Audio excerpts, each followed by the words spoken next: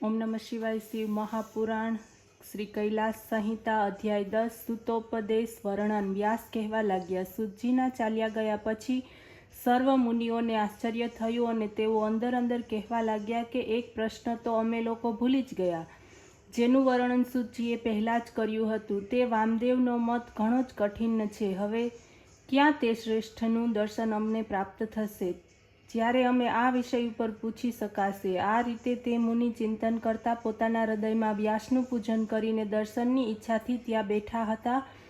एक संवत्सर पछी सूतनुं पुनः काशीमां आगमन थयुं, त्यारे सूतजीने आवेला जोईने ऋषिओए एमनुं अभिवादन कर्युं, स्वागत कर्युं। ज्यारे सूतजीने आसन उपर बेठा त्यारे ते मुनिओथी पूजित थता बोल्या, उत्तम व्रती मुनिओ, तमे धन्य छो। तमारा माटे जे कारणथी हूँ અહીં આવ્યો છું તે વૃત્તાંત સાંભળો।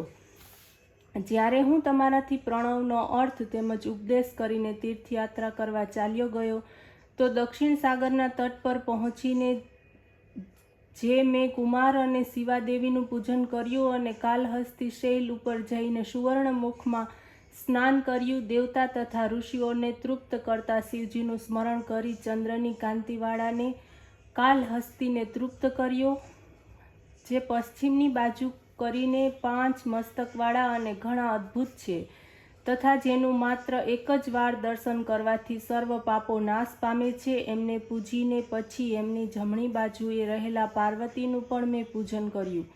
પછી 1,108 વાર પંચાક્ષર વિદ્યાનો જપ કર્યો, પ્રદક્ષિણા કરીને વારંવાર એમને નમસ્કાર કર્યા।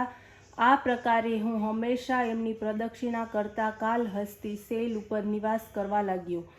હે મુનિઓ, મેં જ્યારે 4 મહિના પચાર કર્યા ત્યારે જ્ઞાનરૂપી પ્રસૂનકલિકા મહાદેવીનો પ્રસાદ મને પ્રાપ્ત થયો। હું તરત જ ત્યાંથી ઉઠીને શિવને ભક્તિપૂર્વક પ્રણામ કરીને એમને વારંવાર પ્રદક્ષિણા કરતા ગુરુની આજ્ઞાથી એક ક્ષેત્રમાંથી 40 દિવસમાં હું તમારી પાસે આવ્યો છું। હે મુનિ શ્રેષ્ઠ, હવે મારા ઉપર કૃપા કરો, આપ સર્વ કહો કે હું શું કરું। સૂતજીના આ વચન સાંભળીને ઋષિ મનમાં જ પ્રસન્ન થયા। ઓમ નમઃ શિવાય।